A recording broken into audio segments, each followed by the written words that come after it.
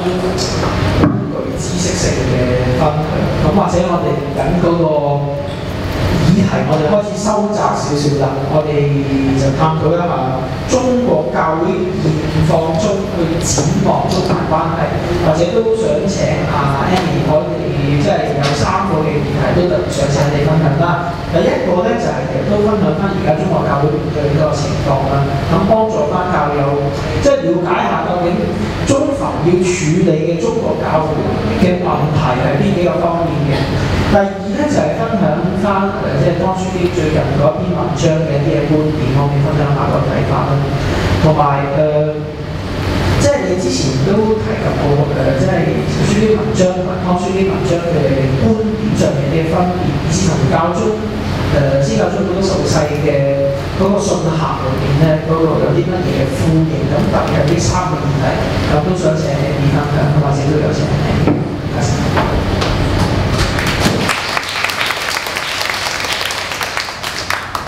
多謝主持，亦都多謝邢教授，真係都釐清咗好多都對呢個即係最新嗰個宗教條例咧，呢個修訂咧都係感到好大壓力嘅，好似好多限制會嚟到咁樣。咁好似頭先都有特別舉咗嗰個例子，會唔會係即係出國去出境嘅一啲培訓啊，或者係一啲交流咧，都會係構成咗一啲罪行咁樣。如果我冇記錯，好似佢話罰款要20萬，好似喺嗰度仲寫咗，即係每人20萬都好厲害啊！呢個數額。呢個題目咧，俾我呢個題目咧就幾開心，但係咧又覺得好複雜，又係好似唔係好處理得到。咁到最後咧，我都真係有一個感受咧，就係點解要應承嚟咧？就係何必咧？因為真係都好複雜。但係都好想同大家都分享下最近發生緊嘅嘢，特別咧就係湯書記嗰個文件啦。就都有唔少，因為啱啱喺暑假嘅時候出嚟，咁所以大家都有提過咧，就係其實都好多教友係未必真係好詳細去睇，因為都成8000幾個中文字嚇，即係都幾長。咁所以我就會花少少時間都講下點解會即係佢個內容究竟係講啲乜嘢咧？其實我諗而家講呢個中梵關係呢個問題上邊咧，我諗喺媒體又好，或者喺教內嘅問號咧，就係一位書記話悲觀，一位書記話樂觀，咁究竟係悲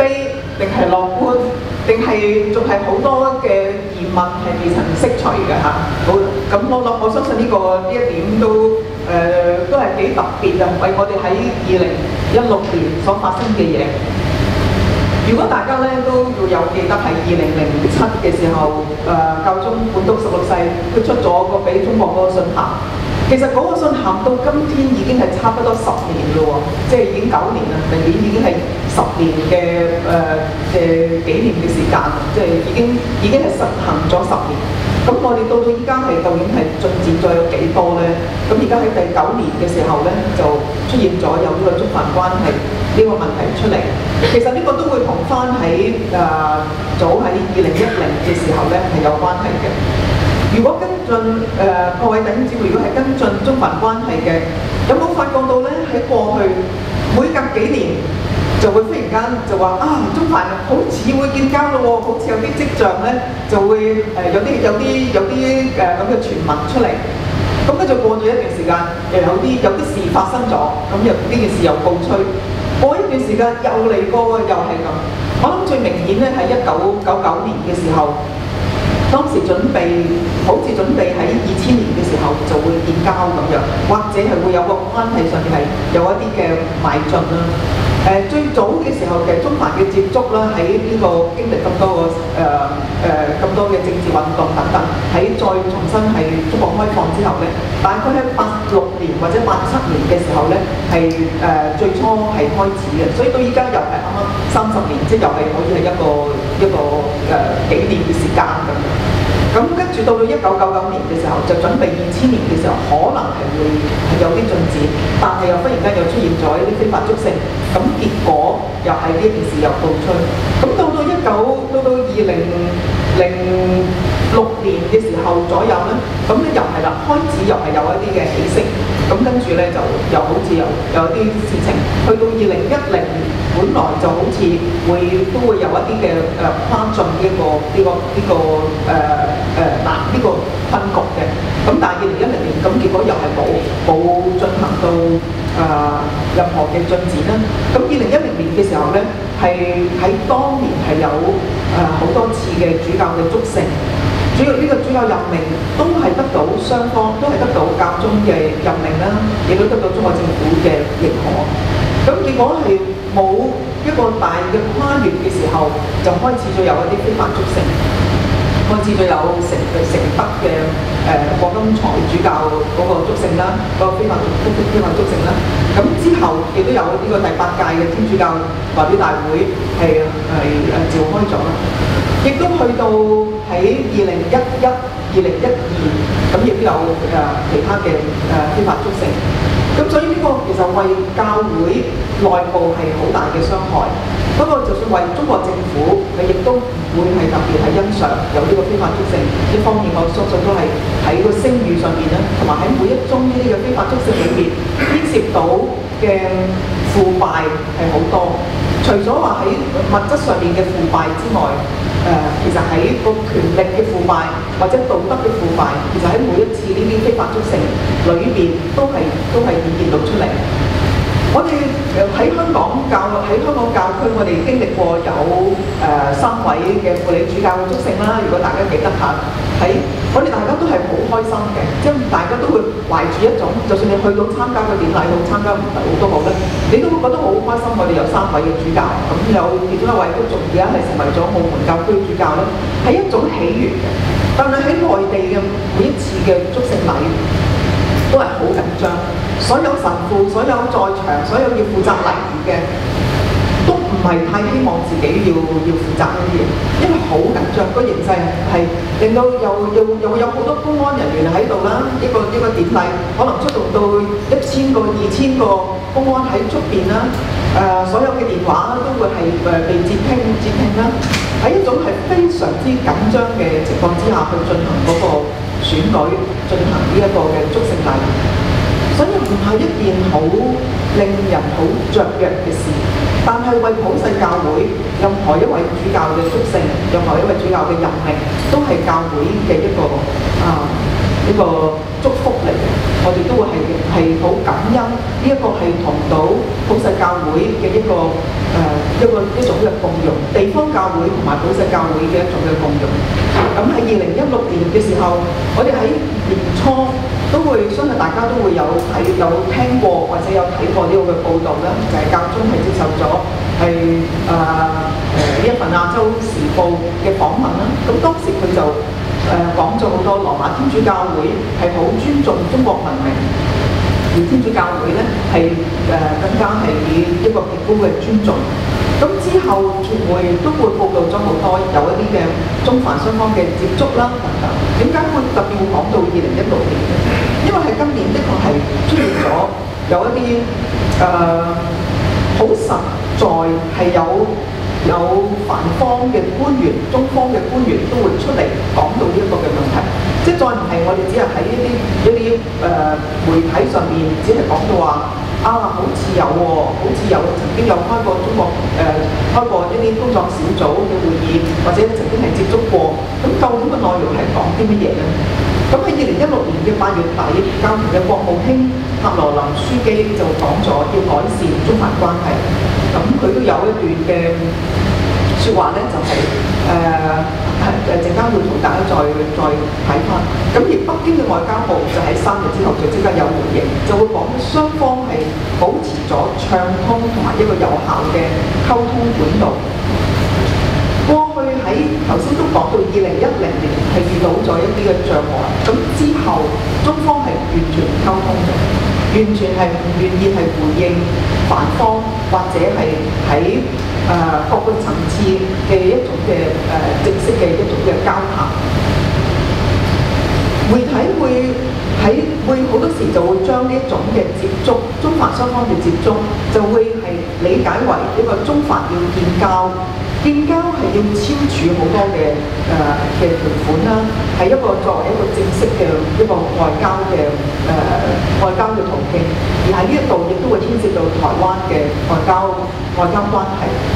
但係喺呢一度，我相信喺外交建立中梵嘅外交關係，真係條路仲有好遠好遠。幾多年唔知道，唔會係依家所講緊嘅中梵建交呢一種嘅外交關係。而家講緊嘅係可能係有一個嘅初步嘅協議。咁而呢個初步嘅協議，究竟係一種係已經簽咗字嘅一種嘅文件咧，定係雙方嘅一種嘅理解咧，定係一種嘅默契咧？咁因為始終中華雙方都冇係披露過呢個協議嘅內容係啲乜嘢。我哋好多呢一個喺正話提到中方同埋梵方有提到呢一個嘅溝通啦。咁而喺立時咧喺台北嗰邊嘅外交部亦都係有一啲嘅反應。咁之後我哋就聽到嘅就係台灣嘅副總統，咁都去咗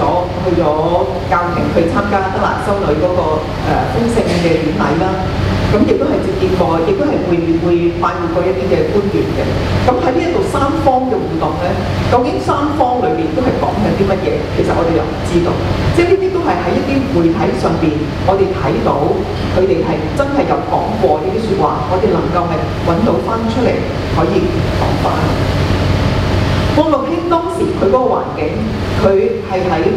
江恒毅書記嘅家鄉嘅一個嘅紀念活動咧，就江恒毅書記係一直係推動中國嘅本地化嘅。咁佢就有提到呢一個嘅梵方需要呢一個關係嘅目的。咁佢話希望同中國建立一個好嘅良好嘅關係，但係呢個唔係最終嘅目的。我哋要考慮嘅就係我哋都經過好多深思熟慮啦，亦都考慮到中國嘅天主教徒同埋全體嘅中國人民嘅益處。咁呢個都係要為咗促進整個社會和諧同埋世界和平。咁但係具體嘅係點樣做，佢喺呢一段嘅説話裏邊亦都冇特別提到。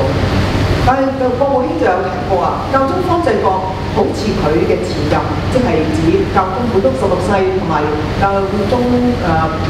若望保祿2世咧，佢都好清楚喺中國嘅天主教團體佢哋所經歷到嘅苦難同埋不被理解。咁亦都好多時咧，都係默默嘅去到呢啲去諗起呢啲殉道嘅處境啦。而教宗方濟各佢亦都知道呢個教會嘅團體都切望同伯多祿嘅繼承人，伯多祿繼承人就係指教宗啦，係完全嘅共融。咁亦都喺按目前所得嘅進展，咁教宗係鼓勵教會係藉住呢一個慈悲禧年，可以彼此寬恕同埋修和。咁慈悲禧年我哋都大家都係做緊啦呢樣即係希望都可以係彼此嘅寬恕、彼此嘅修和。咁擺喺中國教會呢一個嘅環境上邊，喺慈悲禧年，我哋都睇到中國外交部嗰個發言人，佢就頭先講到呢個有設立咗呢個嘅有效嘅管道啦。佢亦都係有提咗唔止一次，外交部嘅發言人係唔止一次有講咗咧，就話改善咗中梵關係都係要抱有誠意。咁呢度咧就為此作出咗不懈努力，而雙方而家嘅對話嘅渠道係暢通有效。但係個誠意喺邊度係呢度顯示出嚟咧？我哋唔係好睇到個誠意喺邊度。而家係口頭係有一個誠意，我哋希望呢個可以係落實到啦。但係邊度體現到出嚟咧？喺具體嘅事例喺邊度咧？咁嗰個我哋都聽到有好多嘅宗教嘅條例都係非常之嚴謹。咁呢啲係咪一啲嘅誠意咧？亦都喺中方出版嘅報章，呢一份嘅《環球時報》係人民日報之下嘅一份嘅英語嘅報章啦。咁佢喺8月中嘅時候咧，佢亦都有提到咧，就係中國係唔係熱衷要同梵方要建立外交關係唔係熱衷。咁就正如頭先李教授都有提過啦。咁呢個係咪就係梵方自己好想有呢一個嘅協議或者希望可以增進一步嗰個關係咧？可能係，但係喺2010之後咧，一路處於一個僵局。咁到現在，似乎中方係想係完成翻當時未完嘅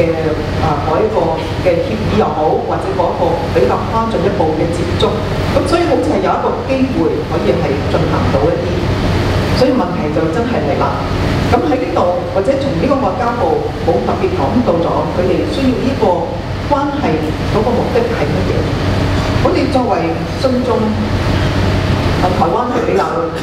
都講咗一啲説話啦嚇，咁係呢個關係係希望台灣嘅關係佢就係穩定啊。亦都有提到咧，就係、如果教廷係要同中國喺人權同埋宗教自由方面嘅對話，咁係相信咗呢種嘅對話咧，咁喺台方都會係樂於見到嘅。因為中國如果喺人權同埋宗教自由方面係有改善嘅話，咁呢個都會係為中國人民、為兩岸嘅人民、為信徒都係帶嚟一個一件喜事啦，一件喜悅去聽到嘅事啦。咁為我哋嚟睇，最重要嘅係一個宗教自由。如果我哋嘅宗教，如果我哋嘅信仰喺呢一個嘅中梵關係上邊，外交問題係由外交部、外交人員去處理。咁但係喺中梵關係裏邊，我哋都仲有教會嘅福路，仲有喺教會裏邊有好多嘅事務，我哋可唔可以都正常化呢？而家中國教會係處於一種係好特殊嘅情況，就係舉一個例，就係頭先提到譬如主教嘅祝聖，原來點解會喺嗰個環境裏邊，主教嘅祝聖又會好似變成咗一個國家安全嘅問題？點解會牽涉到咁多教外嘅機構、政府嘅機構、公安嘅機構要嚟到去參與呢？我哋一路都睇好多嘅事務都係屬於教會自己本身要處理。中國教會已經係歷來從50年代到依家，我哋已經經歷咗幾十年好多嘅苦難，好多嘅血淚。咁點解唔可以好似其他嘅地方喺中國境外嘅其他地方係享有呢一種係真正嘅信仰自由呢？路透社喺7月中，佢喺7月14號嘅報導咧係一個偵查報導啦，咁佢係英語嘅。而喺7月18號咧就出咗個中文版嘅報導，咁如果大家有興趣都可以上去睇下。呢一個偵查報導，佢訪問咗有幾十位嘅教會裏邊嘅人，同埋一啲係可能係一啲比較知情嘅人士啦。咁有提過咧，就係、中國又已經喺今年嘅4月咧，中梵雙方係開始咗一個中國組，咁佢哋都亦都特別就係為咗主教嘅點樣去挑選主教啦，點樣任命主教咧，呢一度係交換過意見或者係係傾緊嘅。咁其中咧亦都有提到有中國任命嘅有8位嘅非法主教係未得到教宗批准嘅主教。呢8位嘅主教咧，係唔係單止我哋講緊係2010年之後呢幾位，亦都包括咗係之前，甚至到係一位咧係已經係98歲嘅主教。咁佢係已經係經歷咗好多，即係喺好多年，但係佢都依家係佢嘅身份依然係一位嘅即係冇得到教宗認可嘅，冇得到教宗正式任命嘅一位主教。咁總共係有8位，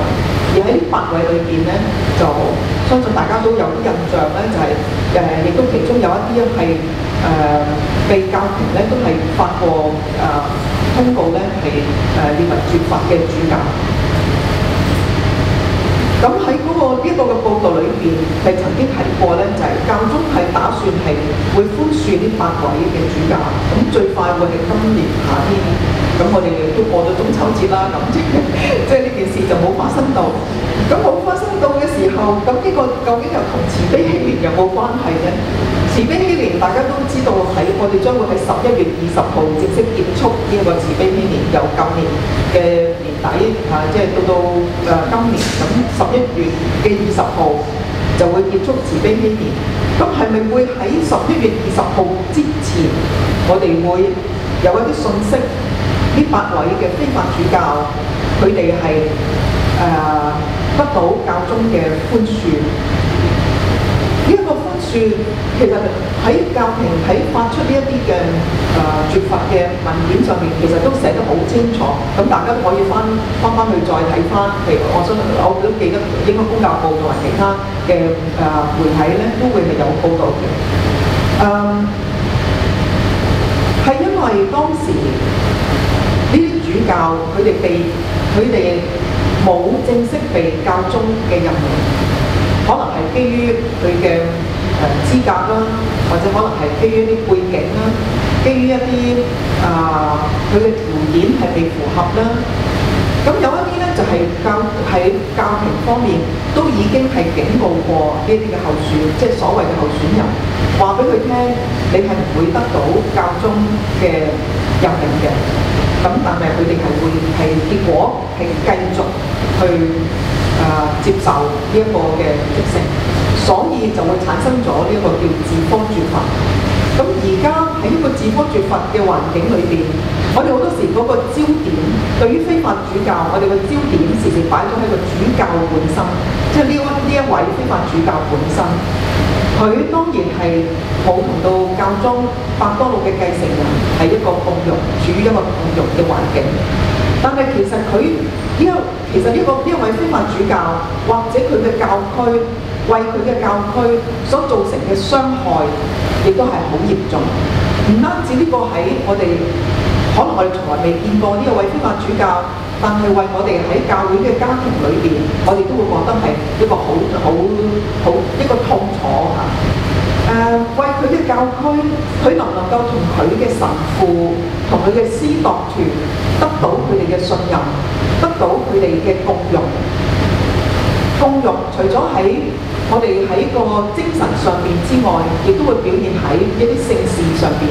聖事譬如喺彌撒啦，同佢嘅神父嘅共祭啦，信眾會唔會去參與佢嘅彌撒啦？會唔會接受佢所分施嘅聖事咧？如果呢啲嘅非法主教佢哋再祝聖咗一啲神父，咁佢嘅神父又會有一啲叫做我哋叫不常規啦，叫 regular， 唔好話佢哋係一種違規啦，因為有啲情況都會係佢哋係處於一種係冇乜辦法。咁但係冇乜辦法，又唔係真係冇乜辦法嘅喎。可唔可以係請隔離嘅教區一啲合法嘅主教去主持呢一個司鐸嘅祝聖禮咧，或者係執事嘅祝聖禮咧？因為呢個祝聖係一個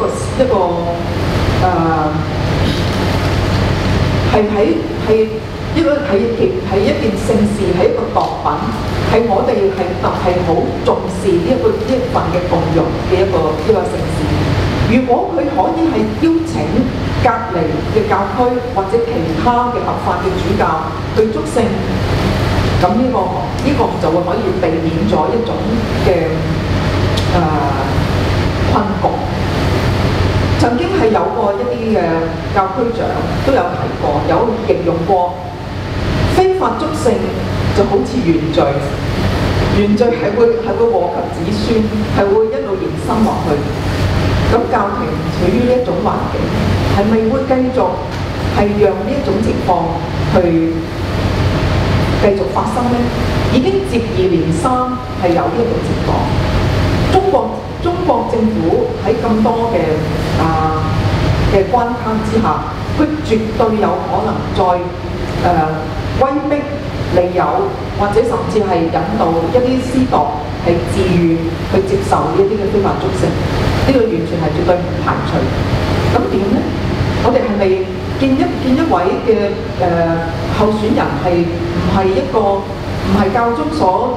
授意嘅一個候選人，就將佢由絕罰咧？絕罰嘅時候，咁我頭先都提過，對佢嘅教區嘅影響都係好大。我相信在座嘅弟兄姊妹，如果你去到大陸嘅旅行，或者調翻轉有內地嘅來訪，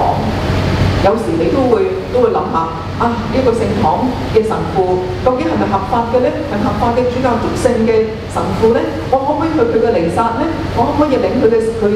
祝聖嘅聖體呢？其實呢啲疑問都會有。呢個唔單止話喺我哋自己去參與，為當地嘅教友都有。不過有啲地方佢哋真係距離係好遠，佢哋唔可以話每一次我都搬屋，我都去第二個地方，我去一個合法嘅地方先至會去過我嘅宗教活動，我過我嘅信仰生活。呢一啲係教廷喺面對嘅一啲難關，亦都係普世教會面對嘅難關。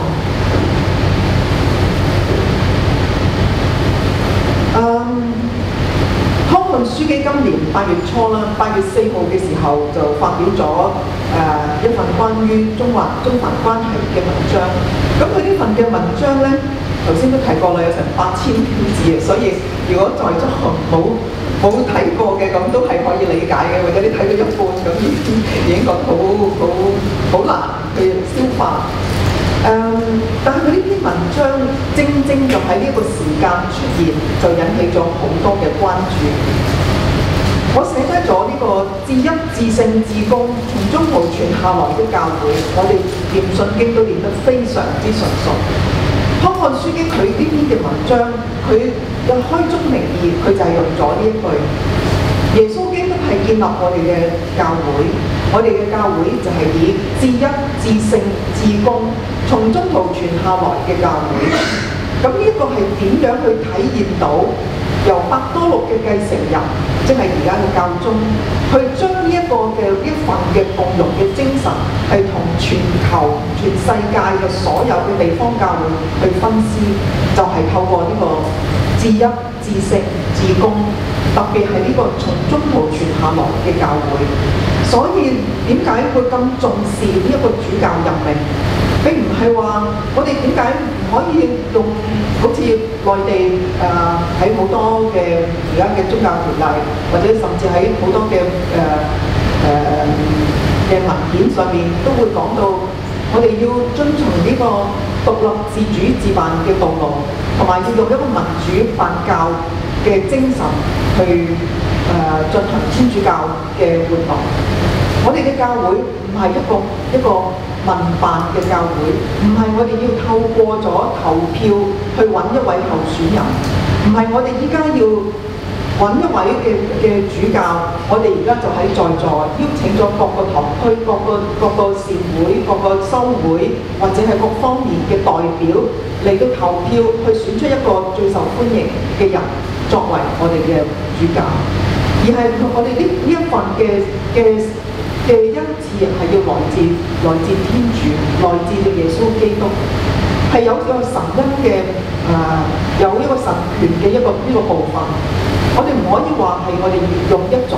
民主嘅方式去選出嚟，當然亦都可以係一種嘅考慮，係一種嘅參考。但係最後點樣去同到伯多祿嘅繼承人去延續、去維持呢一份嘅共融合一？我哋係要由伯多祿嘅繼承人，即係我哋嘅教宗嗰度，由佢嘅任命呢一位嘅主教出嚟。從內地天主教會對於湯漢樞機呢一份嘅呢一篇嘅文章，咁亦都同時亦都喺呢一段時間有好多嘅其他嘅信息咧，普遍就認為呢一篇嘅文章係比較理性同埋平衡。不過亦都有好多嘅回應咧，都係覺得佢過分嘅樂觀，咁樂觀就喺呢度出嚟。咁會唔會係呢個正就係一種嘅悲觀嘅一個相對咧？咁其實亦都未必係，因為喺唔同嘅情況，我哋如果唔對呢個前景好有樂觀，咁我哋就會係永遠都係一種嘅原地踏步，或者原地踏步裏邊都會係有一個樂觀嘅成分。咁但係咪我哋就繼續去悲觀呢？係咪我哋就睇翻中國嘅宗教政策係咁嚴謹，差不多係好似氣都唞唔到咁樣？咁為內地嘅弟兄姊妹，佢哋點樣去實踐到呢一份嘅共融合一呢？我哋仲更加難去講到話教會係咪可以享有更大嘅宗教自由？好欣賞頭先嚴教授佢講到，如果喺一種對談嘅環境之下，喺呢個交談嘅環境之下，應該係要對等，雙方係要平等。中方佢冇提出到啲乜嘢，我哋冇明顯提出到啲乜嘢，相信都係堅持依家嗰個制度。但係我哋係咪可以提出，我哋要求係更大嘅宗教自由？我哋要求嘅係唔喺政府嘅控制之下嘅一種活出我哋嘅信仰生活嘅一種嘅自由咧，嚟到從而係嚟到實踐呢一個嘅共融合一。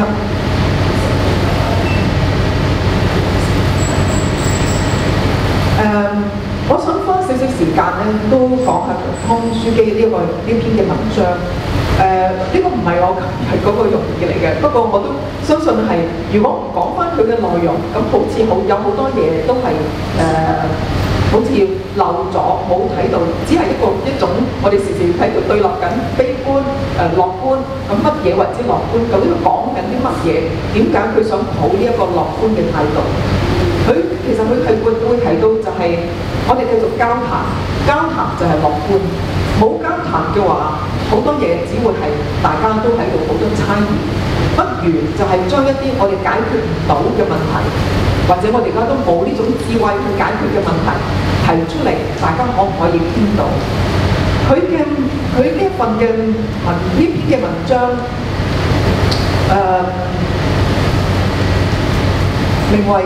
稱為中國教會同埋普世教會嘅共融合一，咁入邊係分咗做5個大嘅環節，咁加埋一個前言同埋一個結語，咁呢個就係有七個大嘅段落啦。咁佢好清晰就講翻中梵談判嘅意義，特別喺呢個時間談判嘅意義，對話嘅目的。點解要對話？佢都寫得好清楚，係要宗教自由，唔單止話係要同中國天主教會係處理咗呢一個嘅共融合一，亦都希望可以處理到喺中國為人民嘅宗教自由。咁第3點，佢就會講到中國教會同埋普世教會嘅共融合一係點樣去實踐呢？點樣去實行呢？咁第四個範疇就係喺呢度點樣去表達到同埋佢嘅實踐方式，就係包括咗主教任命啦。咁而第5樣就係比較係都係一向係少啲講到，就係呢個中國主教團。我哋而家叫呢個中國主教團，佢正式個名喺內地用嘅係中國天主教主教團，但係呢個主教團係唔得到，係冇得到教廷嘅認可。咁因為佢唔係一個認可嘅主教團，所以佢喺國際上嘅身份，喺天主教會嘅身份裏邊，亦都冇得到認可。舉例喺亞洲主教團協會。Federation of Asian Bishops Conferences 亞洲區嘅主教團呢一個嘅協會裏邊就唔會有中國天主教，即係大陸嘅中國大陸嘅天主教唔會係佢嘅成員，亦都唔係佢嘅一個觀察員，因為佢冇得到教廷嘅認可。亦都呢一個其實主教團除咗為地方教會係作為一種嘅領導嘅角色，呢個亦都係我哋喺天主教嘅法典裏邊係好清楚寫明咗主教團嘅功能、佢嘅權力、佢嘅職能係去到邊度，同埋對於所有嘅地方嘅主教，佢係有最高嘅權力。咁呢一個情況都同翻依家喺大陸嗰度嘅實踐，中國教會實踐嘅情況係好有出入。喺文章咧，湯書記嘅文章佢提出咗5個問題，咁或者唔知大家都可唔可以都幫手去解答一下呢啲嘅問題，因為我相信佢都係諮詢過唔少嘅人，亦都係大家正都係見到呢一啲嘅問題。都好棘手嘅問題，唔係好可以解決得到。或者佢提出嘅就係點解聖座會喺呢個時候仲堅持同中國政府嚟到進行對話，而唔係同佢對抗呢？同佢對話，因為喺個文章裏邊佢都有解釋到，有啲人都會批評點解教廷你唔去講關於中國政府喺人權方面或者喺宗教方面嘅好多未曾完善嘅地方？咁佢亦都提出第二個問題，乜嘢叫做地方教會同埋普世教會共用？天主教會喺內地嘅教會嘅主教係點樣產生？有乜嘢嘅準則？同埋中國主教團佢嘅職能係點樣咧？或者呢個主教團同個別教區嘅關係又係點樣？咁呢個係佢想喺呢一篇文章裏邊去回答嘅五點嚇。佢都有提到一個目標，呢一個亦都係好多媒體都引述到用呢一句。咁我覺得有呢一句都係可圈可點，大家都可以諗下一個參考，或者會唔會就係而家佢提出呢個中梵嘅關係，我哋係好似得到一啲嘅保證。如果頭先提出個誠意，中方唔知個誠意喺邊度，但係梵方嘅誠意可能就係喺呢一度。目標係話，一方面係既不損害天主教嘅合一本質，同羅馬聖座嘅主教任命權。咁而另一方面，亦都唔會讓教宗嘅主教任命權被視為對中國嘅干預。咁同時亦都有個保證咧，就係對於教同埋教宗係唔會簽署一個係會有損害到天主教信仰，同埋係亦都唔會係令到中國天主教會係作為更差嘅一個嘅結果。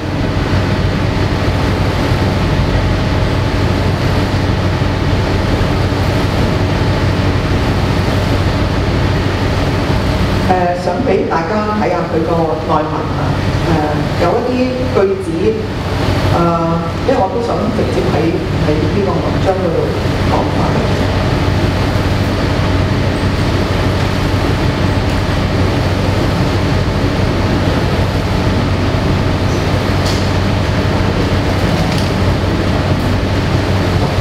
唔該晒，我係將佢個文章已經係簡短咗嘅，係我將佢有啲地方係縮短咗啦。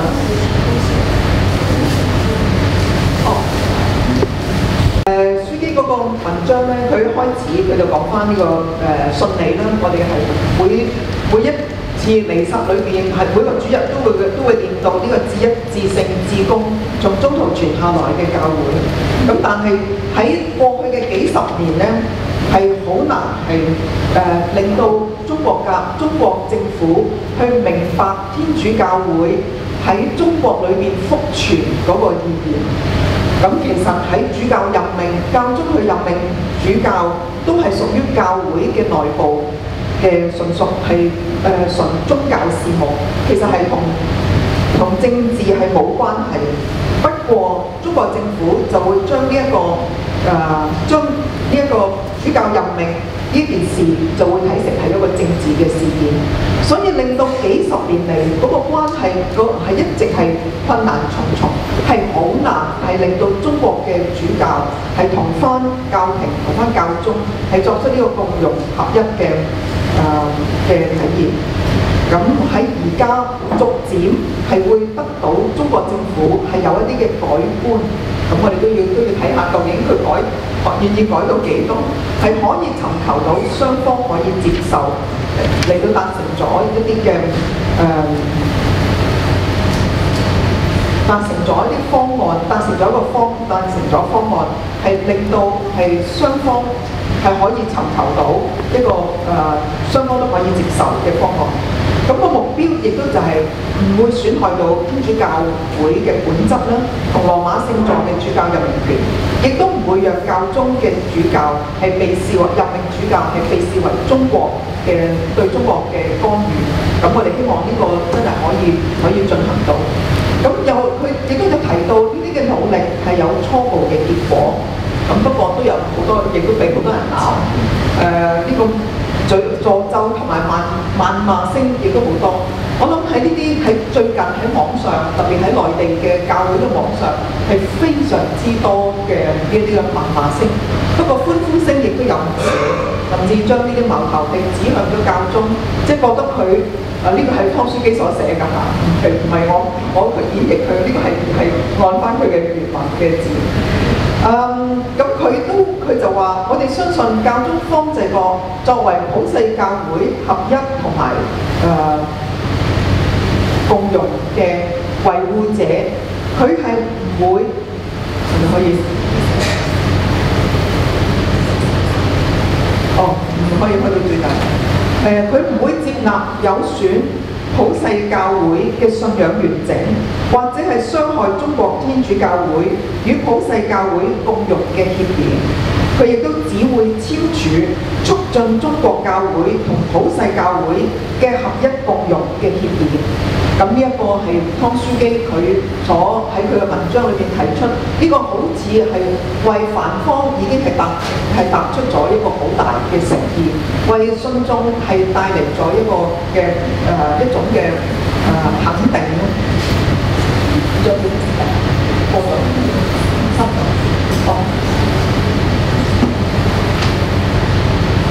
3中梵談判嘅意義，咁佢喺呢度解釋就係呢一個嘅談判意義就係我哋要將福音係要帶入去中國，希望中國人民可以係分享到天主嘅生命。咁呢個就係點解咁艱難、咁困難都要做呢一個嘅談判。咁當然係明白到喺呢一個時刻係有好多嘅考慮，有好多嘅疑問，咁究竟可唔可以採取一種積極對話同埋一個溝通？雙方都必須要有個善意嘅行動。如果係長期我哋都係處於呢一種嘅膠着嘅狀態嘅時候，咁我哋可以點樣去繼續呢？梵方係無數次，佢話無數次向中國係伸出咗橄欖枝，無數次向中方去提出，但係對方都係冇乜回應。咁直至到依家係願意話雙方可以係互相互訪，去進行見面，進行到溝通。咁我哋係咪可以係或者係一試呢？繼續呢個嘅溝通，繼續呢個嘅對話。咁過去已經係20年過去，我哋而家係處於呢個環境，係咪可以係嚟自咗作為一種嘅嘗試咧？同埋喺呢一啲不理解而不信任嘅環境之下，可唔可以達成一種嘅雙贏嘅局面？我諗我講到呢度啦，因為都係啦，都時間關係啦。我想去翻頭先講，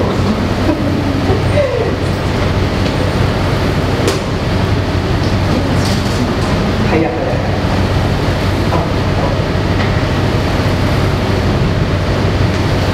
或者亦都希望大家有時間可以翻去都睇下湯書基呢一個嘅文件嘅，因為佢好清晰去講翻喺嗰個主教任命上邊，同埋喺主教任命嘅方式啦。即使係講到呢個越南嘅模式，咁究竟越南模式係點樣嘅咧？點解係咪可以為中方可以接受到？其實係好多。我哋都仲係有好多嘅疑問嘅，咁呢個都要喺佢哋要喺一個嗰個協議嗰個交談嘅過程裏邊，佢哋再多啲嘅討論啦。咁我自己觀察翻咧，就有好多嘅回應啦，喺呢一段時間，咁同埋都自己都對同翻一啲係比較係有一啲係處理緊一啲部門嘅一啲神父啊嗰啲咁樣，特別去傾翻佢哋對翻呢一個嘅呢個文件嗰個嘅睇法啦。我諗有唔贊成嘅係好多嘅，特別係從翻其實喺同地下教會去接受同唔接受嘅都有。咁喺文件裏邊，其中特別提到，希望係中國政府係將地下嘅主教係可以係帶到入去主教團，中國主教團，使到呢個中國主教團由依家呢一種係不常規嘅狀態，係成為翻一個係正常嘅一個主教團。咁但係冇講到一個方法。其實就好特別嘅情況，喺呢個時候就出現咗溫州嘅個案。溫州教區嘅地上嘅主教係剛剛去世，咁而地下嘅主教係一位助理主教。助理主教就係按天主教法典就會有自動嘅接任權。咁呢個亦都係好罕有喺翻教團嘅公佈裏面，除咗報導咗天主教朱維康主教嘅死訊，亦都喺最後一項亦都有特別有提到，就係、是、按翻法典係呢位邵祝敏主教係溫州嘅主教。咁但佢可以點樣去實踐佢呢個作為咗溫州教區嘅主教，佢點樣去履行對整個教會、對翻地上教會嘅一種嘅管理？呢、這個係都係一個好微妙嘅情況。我自己對翻呢個嘅希望咧，我都特別想提一位神父咧，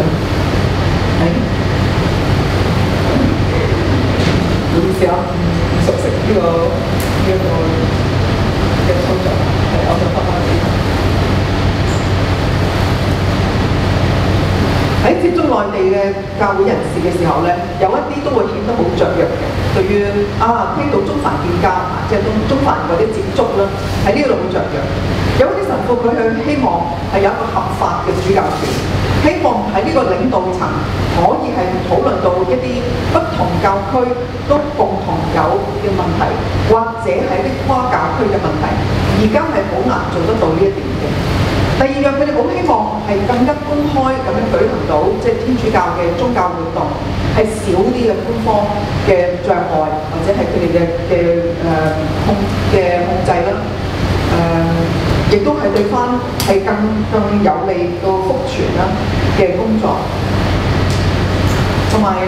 有時我哋都會諗去嘗試分析點解佢哋咁雀躍嘅，一聽到話中梵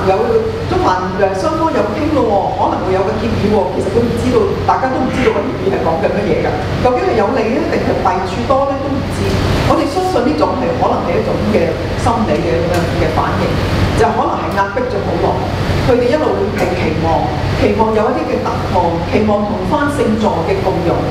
咁但係而家唔知道佢傾乜嘢，呢個佢哋都會希望係帶嚟到好大嘅希望，即使係特別係改善而家係受到官方、受到政府嘅控制嘅局面，希望係得到更大嘅宗教自由，所以佢都好希望呢個交談係會帶嚟咗結果嘅。喺網上係有好多嘅有啲相反意見啦，有一啲都好希望係維持現狀啦，覺得而家我哋喺經歷咗咁多年嘅苦難，喺依家嘅模式係能夠係生存落去，咁點解唔喺呢個時候生存落去呢？我哋係可以維持，或者等到我哋有個更好嘅方案先至會繼續啦。咁不過係有呢幾件事係比較急迫嘅，喺今年嘅年底之前，好神父嘅登記呢個工作，如果按宗教政策，佢哋係必須要完成今年嘅登記。咁如果為地下或者甚至有一啲喺公開教會嘅神父，佢哋都未必一定係有登記到。咁呢一個係咪佢哋要去執行咧？要點樣去處理咧？佢哋一直係因着唔想加入愛國會，而佢哋係處於地下。咁點解佢哋而家又要去返愛國會嗰度去攞一個證明，佢哋確認佢哋神父身份嘅一個嘅證明？咁呢個係一種係好大嘅矛盾，為佢哋係好痛苦嘅。佢哋都好希望喺呢一個議題上邊可以係處理到，或者呢個交談裏邊可以處理到。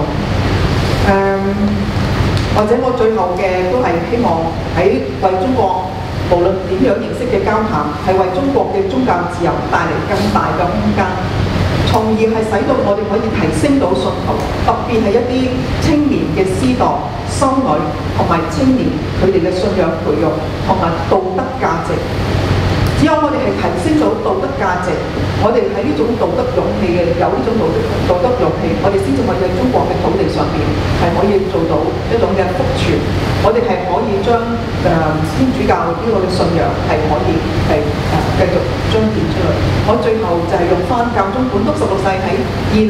年嘅時候佢嘅信函，佢係提咗63次呢個共融。咁佢一路鼓勵中國教會都要忠於福音，同教宗同普世教會共融。亦都喺地方教會入邊嘅共融合一，嚟到體現教會奧蹟嘅真正本質。好，多謝各位。